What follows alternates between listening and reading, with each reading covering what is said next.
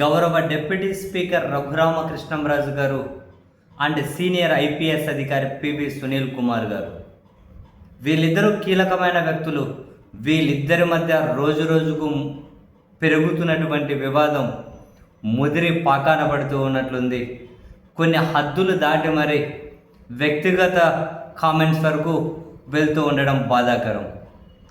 తాజాగా కొన్ని ఇంటర్వ్యూల్లో రఘురామకృష్ణంరాజు గారు పివి సునీల్ కుమార్ గారిని ఉద్దేశించి హాఫ్ కోట్ వేసుకుంటాడు అని చెప్పి ఆ కోట్ మీద కామెంట్ చేశారట.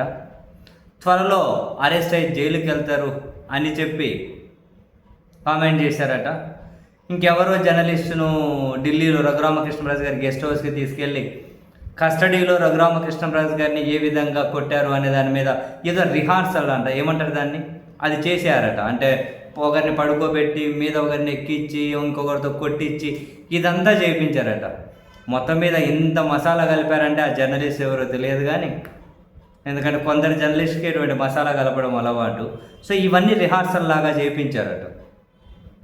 ఈ అన్ని అంశాల మీద స్పందించినటువంటి పివి సునీల్ కుమార్ గారు చాలా ఘాటు వ్యాఖ్యలనాలు లేకుంటే ఎక్స్ట్రీమ్ వ్యాఖ్యలనాలు పేరు ఏదైనా పెట్టుకోండి, కానీ తాను ఏమంటారు అంటే ఒక ఫేక్ కేసును నిరూపించడం కోసం అని చెబుతూ ఇది ఫేక్ కేసు మా మీద పెట్టింది, ఒకవేళ మీకు నిజంగానే ఆధారాలు ఉండింటే సంవత్సరం అయింది ఛార్జ్షీట్ ఎందుకే లేదు, ఎవరో చెప్పారు 164 వాంగ్మూలం ఇచ్చారు దాని కింద ఎవిడెన్స్లు అదే సరిపోతుంది అనుకుంటే నేను 100 మందితో చెప్పించగలుగుతాను నీ మీద రకరకాలుగా 164 ఎవిడెన్స్ అది కాదు, డాక్యుమెంటెడ్ ప్రూఫ్ లేకపోతే ఇంకేదైనా కనుక సీసీటీవీ ఫుటేజ్ ఆడియో రికార్డింగ్ ఏదైనా కావాలి.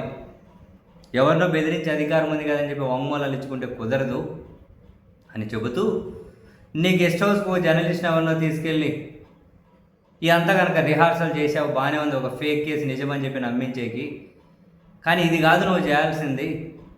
నీ గెస్ట్ హౌస్ రకరకాల విన్యాసాలకు పేరుగాంచింది అని చెప్పి నాకు తెలుసు.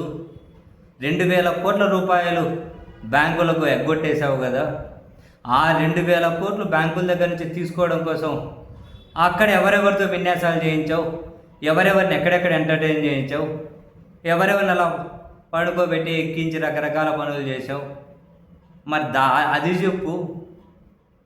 జనానికి అది అవసరం, 2,000 కోట్లు బ్యాంకుల నుంచి కొట్టేశారు కదా అని చెప్పి నిజంగానే కాసింత ఎక్స్ట్రీమ్ కామెంట్స్ ఏమో అనిపించింది. అది చెప్పు అని చెబుతూ సగం కోటు హాఫ్ కోట్ అని కామెంట్ చేస్తూ ఉన్నావు. ఏం చేసినా మా డబ్బులతో తీసుకుంటాం, మా డబ్బులతోనే కదా, బ్యాంకులతో కొల్లగొట్టి మేమేం కోట్లు కొనుక్కుంటలేము, మా కష్టపడిన సొమ్ముతోనే కొనుక్కున్నాం. దొంగ బతుకెవరితో తినే దొంగ మెతుకులు ఎవరివో జనాలందరికీ తెలుసు, దొంగ బతుకు ఎవరిది దొంగ మెతుకులు ఎవరిది అని చెబుతూ నా మీద ఒకటే కేసు ఉంది, దాని మీద ఆధారాలు కూడా లేక రకరకాల ప్రయత్నాలు చేస్తూ ఉన్నారు ఫేక్ కేసు కాబట్టి, కానీ నీ మీద 3 సిబిఐ కేసులు ఉన్నాయి, ఫస్ట్ నీవెప్పుడు అరెస్ట్ అవుతావో చెప్పు అని చెబుతూ నీకు ఎవరైతే సీట్ ఇస్తారో వాళ్ళ జీవితాలను నాశనం చేసేస్తావు. ఇంతకుముందు జగన్ గారు సీట్ ఇచ్చినందుకు నీకు సీట్ ఇచ్చి ఎంపీ చేసినందుకు ఆయన మూల్యం చెల్లించుకున్నారు. ఇప్పుడు తెలుగుదేశం పార్టీ నీకు సీట్ ఇచ్చినందుకు వాళ్ళు మూల్యం చెల్లించుకోబోతున్నారు. ఉండి నియోజకవర్గంలో రకరకాలుగా దళితుల మీద, క్రిస్టియన్స్ మీద, ముస్లింల మీద దారుణమైన దాడులు విధ్వంసాలకు పాల్పడుతూ ఉన్న తెలుగుదేశం పార్టీ మూల్యం చెల్లించుకోబోతుంది అని చెప్పి పివి సునీల్ కుమార్ గారు కూడా చాలా ఘాటుగానే కామెంట్స్ చేశారు రఘురామకృష్ణంరాజు గారిని ఉద్దేశించి.